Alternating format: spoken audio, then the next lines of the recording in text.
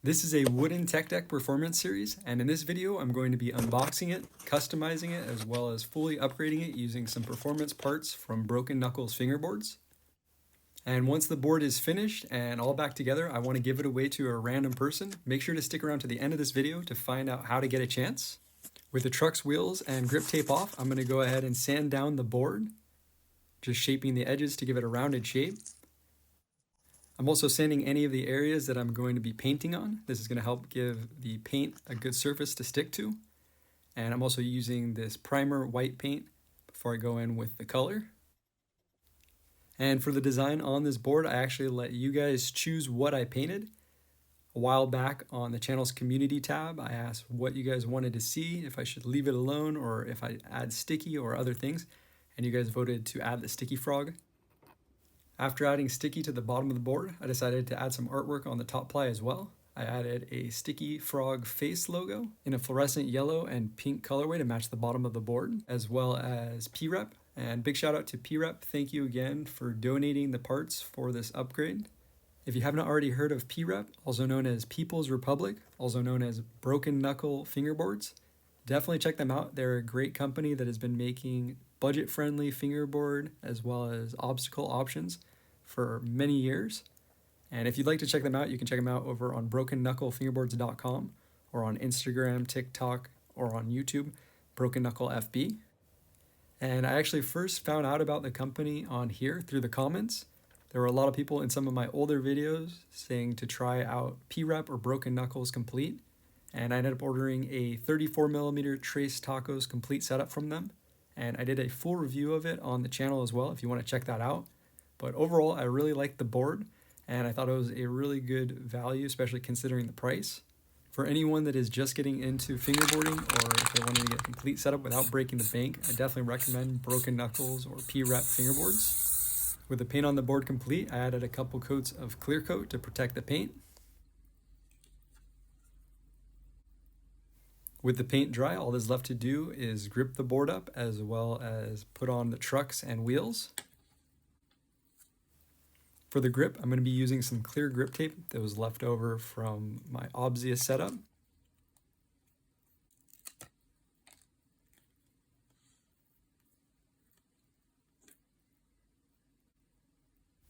This clear grip tape, I believe, is made out of silicone, and once it's applied to the board, has a protective layer that you peel off.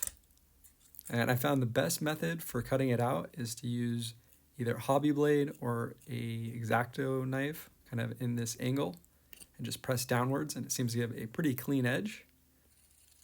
And for the nose and tail of the board, I'm going to just use some standard foam grip tape that was sent over by Broken Knuckles as well. After using the foam grip tape as well as the clear grip tape and sandpaper grip tape, I personally prefer the foam grip tape. However, I think the clear grip tape is actually a really cool idea, and it just takes a little while to get used to. If you fingerboard and have a preference, let me know in the comments down below what your favorite fingerboard grip tape type or brand is.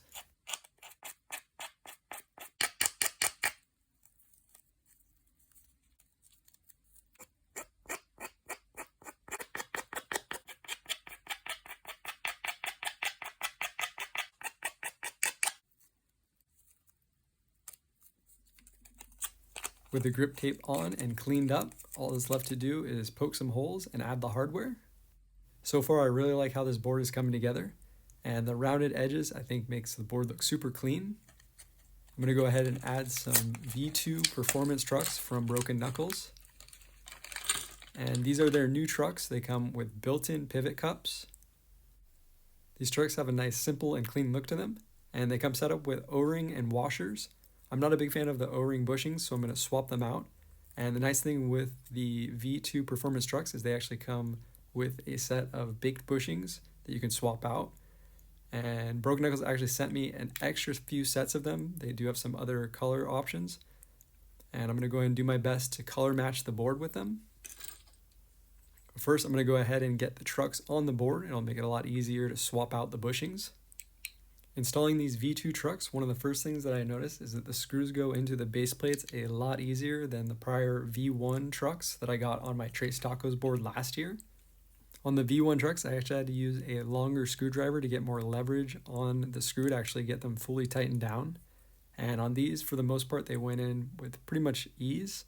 If not, I just had to do a little bit of kind of loosening and then retightening all the screws, and they all went in nice and flush.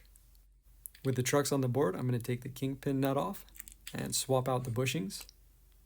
And I'm actually going to keep the little washers that come on the top and bottom. And I'm going to put both of the washers down first. And this is actually recommended by P-Rep Broken Knuckles on their packaging. And this helps to get a little bit more clearance on the kingpin nut by making the hanger sit a little bit higher. And this gives a little bit more clearance for when doing grinds. Looking at all the color of molded baked bushings that Broken Knuckles sent over, I ended up deciding to go with the bright fluorescent yellow color baked bushings. And with the two washers down first, I'm going to put one of the baked bushings, the small side down, the hanger, and then one more baked bushing. And I find that these bushings give a nice responsive feel as long as they're tightened down somewhat nice and firm.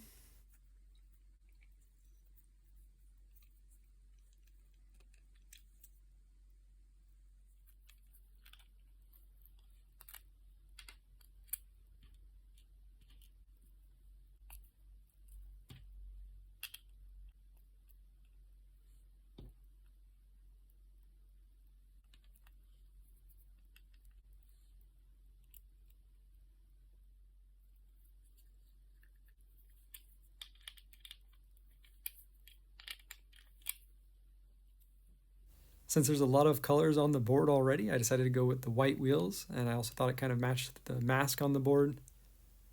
And these wheels are the urethane bearing wheels from Broken Knuckles.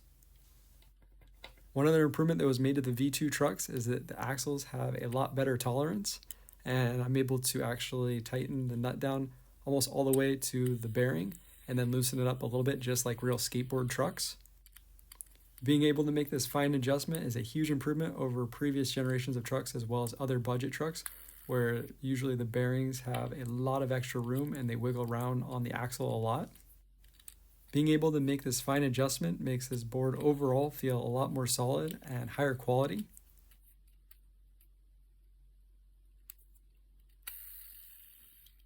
With the wheels on and properly adjusted, these wheels have a decent free spin time. Overall, I really like how this board came out. In fact, it might be one of my favorite upgrades to a Performance Series tech deck that I've done on the channel so far. I really like kind of mixing the paint with their graphic, and this is the first board that I've done like that. If you haven't already, check out the other upgrades that I've done to the other tech deck Performance Series on the channel, and let me know in the comments below which one was your favorite. And also let me know if you like the board, if you would write it, and what trick you would do first in the comments down below.